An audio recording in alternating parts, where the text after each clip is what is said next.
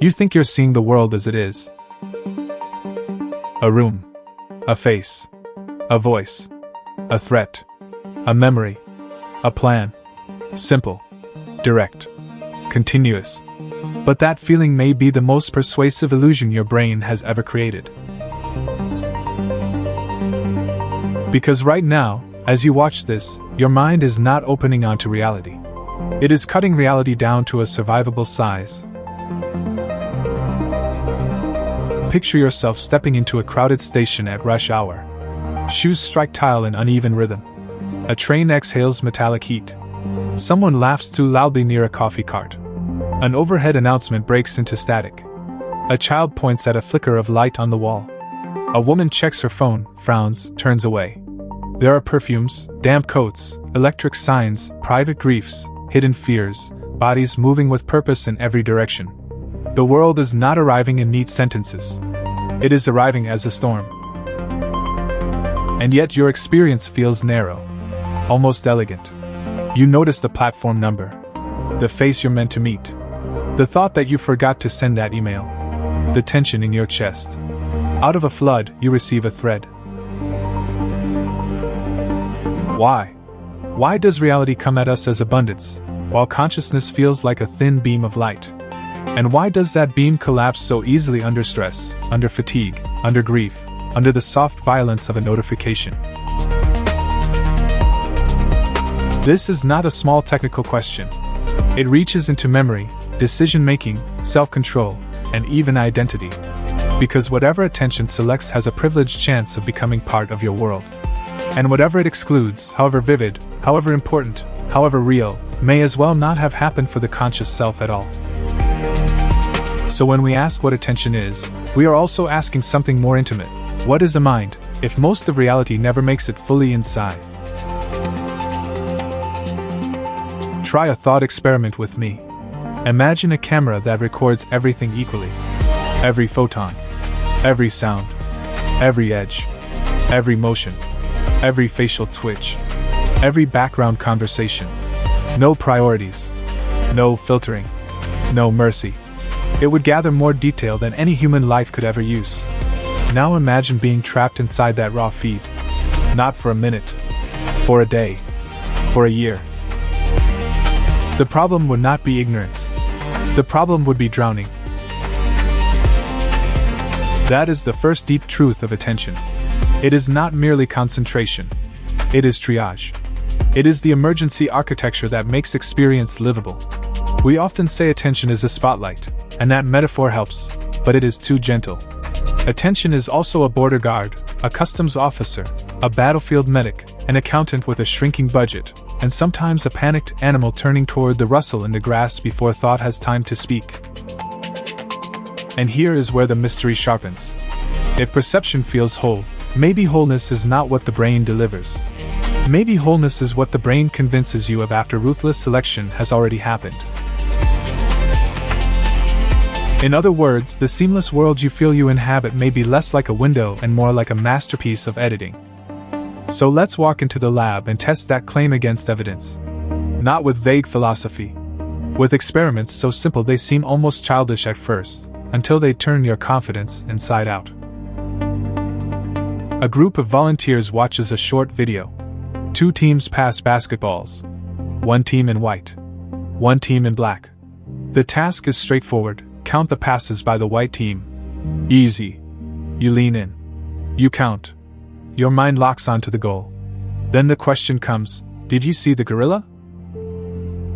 Not a metaphorical gorilla.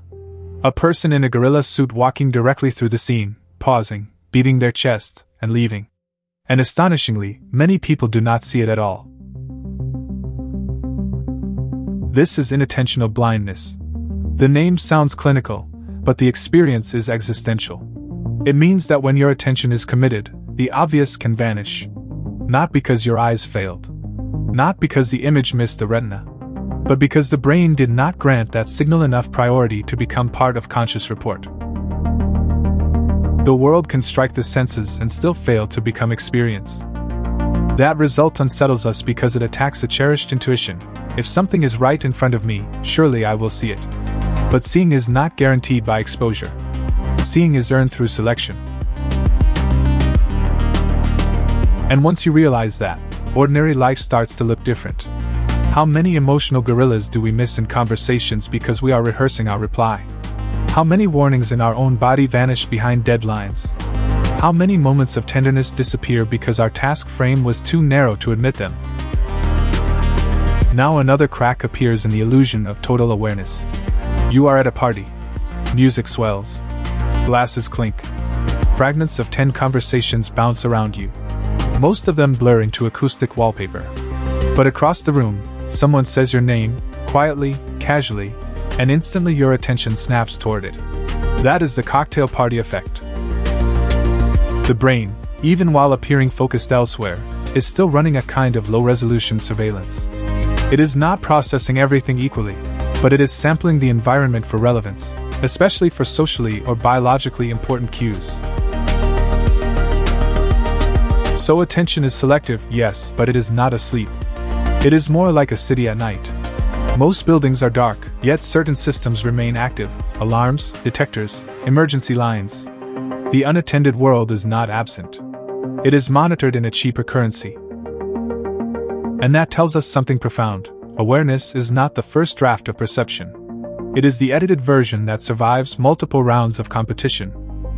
Now imagine letters flashing on a screen in rapid sequence, one after another, too fast to hold comfortably. In that stream, a target appears. You detect it. Then a second target appears a fraction of a second later. Oddly, your chances of missing the second one spike. This is the attentional blink. For a brief moment after selecting one item, the system becomes less available for another. Like a camera flash recharging. Like a narrow bridge clogged by a single truck. That blink reveals a bottleneck. Conscious access is not a wide-open gate. It is a throttled channel. Even when perception begins in parallel, with many signals entering at once, the mind can stabilize only a few into reportable awareness. You are not failing when this happens. Your brain is showing you its architecture. And then there is change blindness, one of the most unnerving demonstrations of all. A scene appears. Then it flickers. Then it returns with a major change, a missing object, a different face, a shifted color, sometimes something so dramatic it feels impossible to miss once it is pointed out. Yet without the right cue, many people miss it repeatedly. Why? Because the mind does not store a perfect internal photograph of the whole scene. It stores enough to guide action and expectation. Enough to move forward. Enough to preserve the feeling that the world has remained stable. That feeling of stability matters. Because your eyes themselves do not glide through the world like a smooth cinematic lens. They jump. Constantly. These jumps are called saccades. Between them, visual information is sampled in bursts. Your eyes land, gather detail, jump again, gather again. If we displayed your eye movements over a simple scene, the pattern would look less like serene contemplation and more like tactical reconnaissance. Small leaps. Small fixations. Small acts of extraction. And yet you do not experience the world as a stuttering collage. You experience continuity. How? That question is where neuroscience becomes not just informative, but beautiful. The dominant picture emerging from modern cognitive science is that the brain is not a passive camera receiving the world. It is a prediction engine. And prediction here does not mean mystical foresight. It means something more mechanical and more astonishing. The brain is constantly generating best guesses about what is out there and what matters, then comparing incoming sensory signals against those guesses. Perception, in this view, is a controlled construction constrained by evidence. The brain is always building a model and updating it under pressure from the world. Think of it like walking through your home in the dark. You do not inspect every inch from scratch. You move with expectations. Door here. Table there. Hallway ahead. Most of the time those expectations are good enough. When something violates them, a chair moved into your path, for example, you feel the correction instantly. That jolt is prediction error, the gap between what the brain expected and what the senses delivered. Attention, then, is the process by which the brain spends its limited fuel on signals it predicts will matter, or on signals that violently prove it wrong. It is not simply a beam of willpower. It is a resource allocation strategy under uncertainty. Now we can name some of the machinery without losing the human thread. Deep in the brain sits the thalamus, often described as a relay station, though that phrase is too static. Think instead of an air traffic controller coordinating which streams get clean passage and which are delayed, dampened, or rerouted. Within the thalamus, the pulvinar appears especially important for filtering visual information and coordinating attentional selection across cortical areas. Then there are frontoparietal networks, distributed regions across frontal and parietal cortex, that help maintain goals, bias competition, and keep your chosen task alive in the middle of distraction. If your mind says stay with the sentence, ignore the movement by the window, that instruction is not abstract. It is implemented by circuitry. Another crucial player is what researchers call the salience network, involving regions such as the anterior insula and anterior cingulate cortex. Salience means importance that demands triage. It is the internal emergency scanner. Novelty, threat, pain, reward, social signals. Anything that might require immediate reprioritization. This system can seize attention before your deliberate self has composed a narrative. That is why a sudden cry, a flashing red light, the smell of smoke, or even the vibration of a phone can hijack the mind with humiliating ease. Your deeper biology is making a case. This might matter more than your current plan. Chemistry sharpens the picture further. Acetylcholine helps increase signal precision, making relevant inputs stand out more clearly against noise. Norepinephrine, released strongly during uncertainty or surprise, acts like an urgent annotation in the margin of experience. Update this, monitor this, something important may be changing. Dopamine helps tag motivational value, marking what may be worth pursuing, remembering, or repeating. These molecules are not trivia. They are part of why one moment feels flat, another electric, one task impossible to enter, another strangely magnetic. The economy of attention is also a chemistry of value. And after information is selected, another limit appears: working memory. This is the mind's temporary workspace, the small stage on which a few pieces of information can be actively held and manipulated. We like to imagine this stage as spacious. It is not. It is startlingly small. Only a few items can remain active at once before interference sets in. So even after the world is sampled, and even after certain signals are chosen, only a handful can be stabilized long enough to become the basis for reasoning, planning, and deliberate action. No wonder mental overload feels so immediate.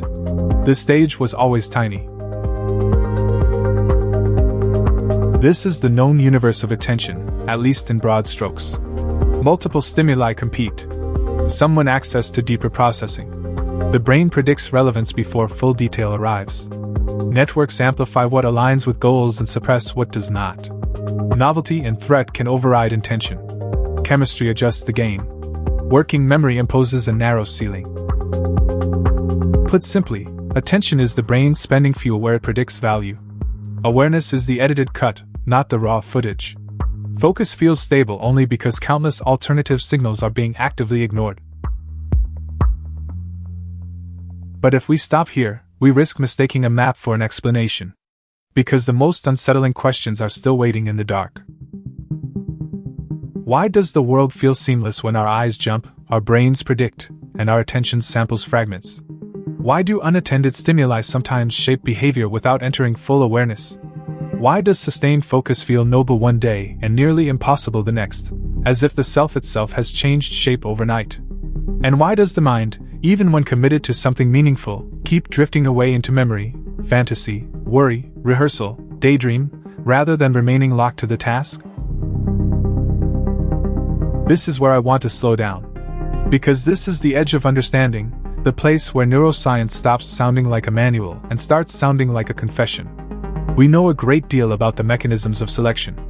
We know much less about how those mechanisms generate the felt continuity of a lived present.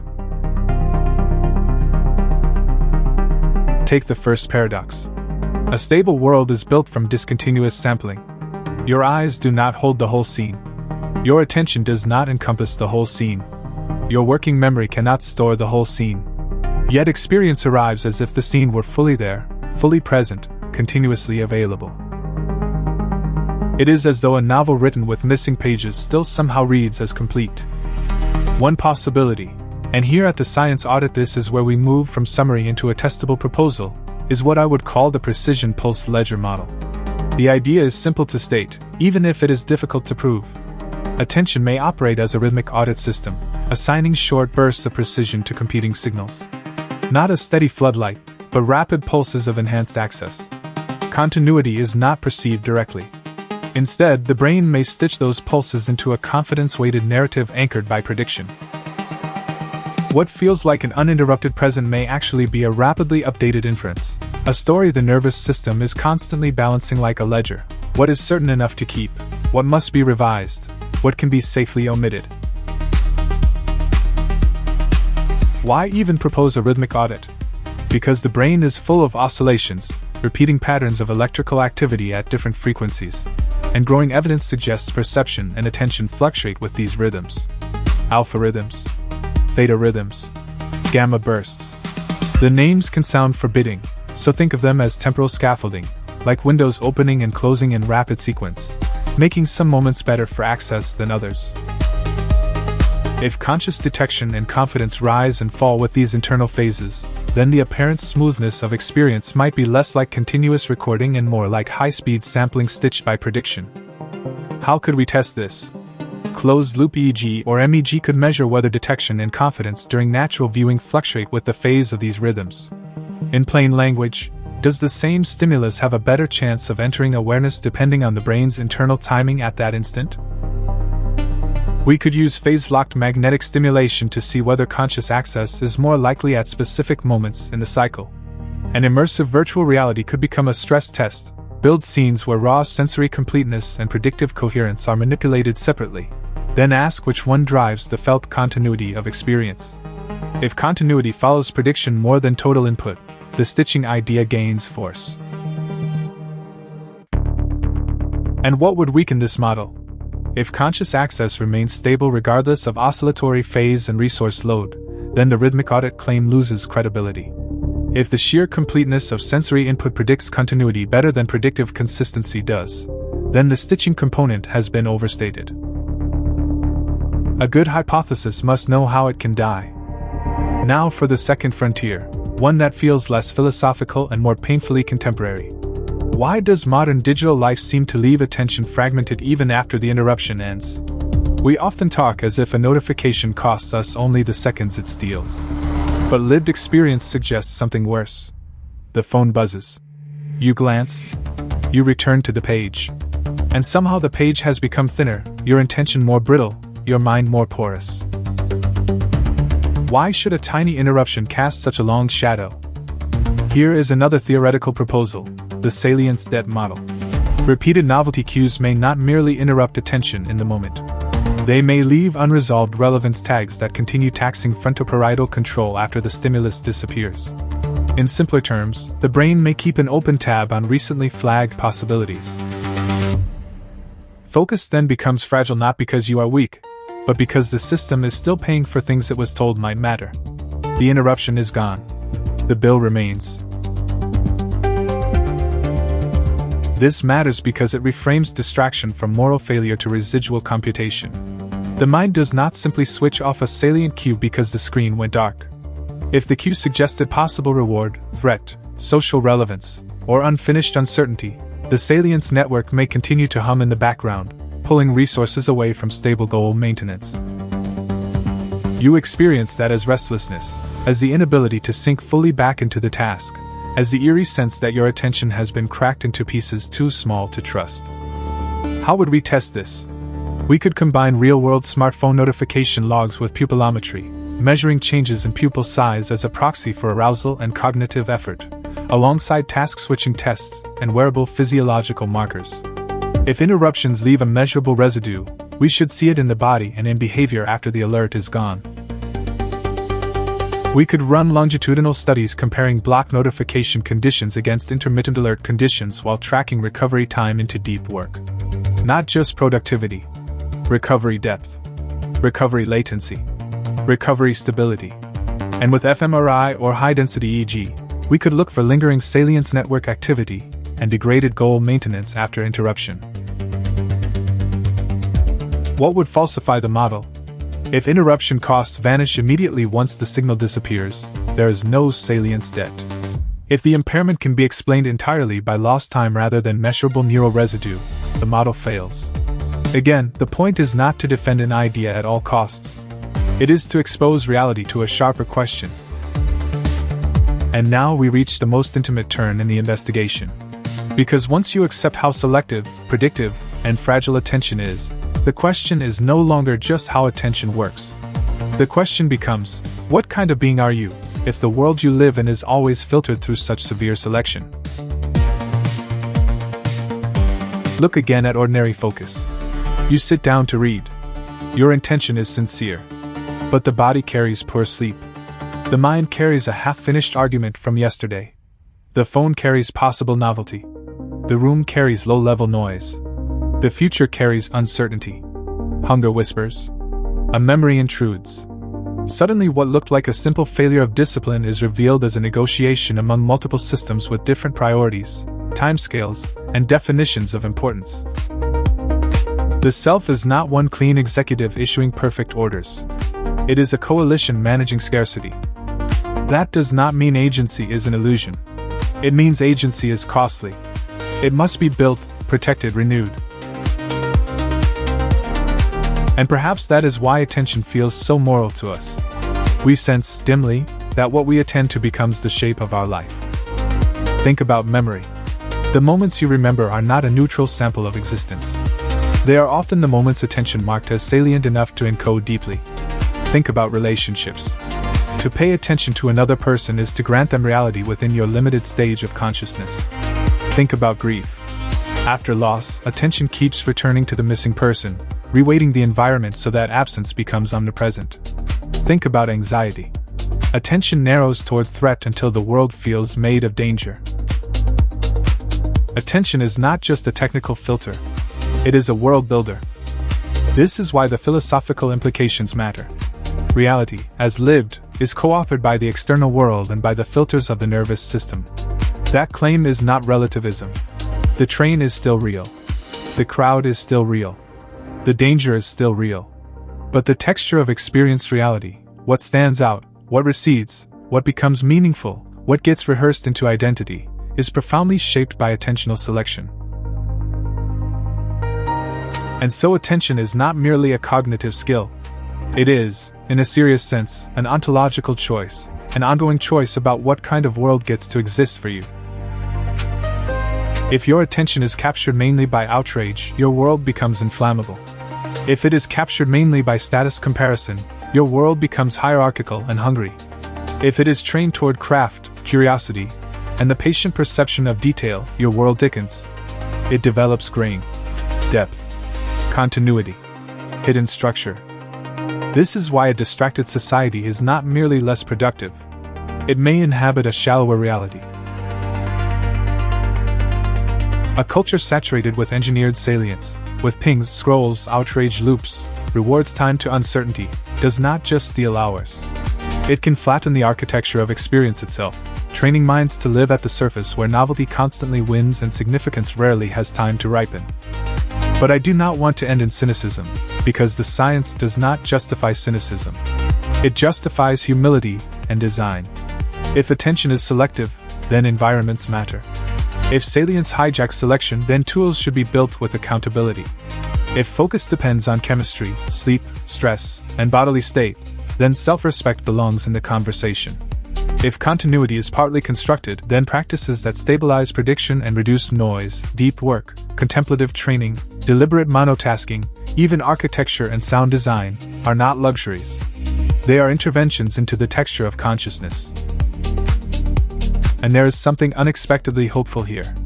The fragility of attention is not evidence that your mind is broken. It is evidence that consciousness is expensive. The system is selective because it has to be.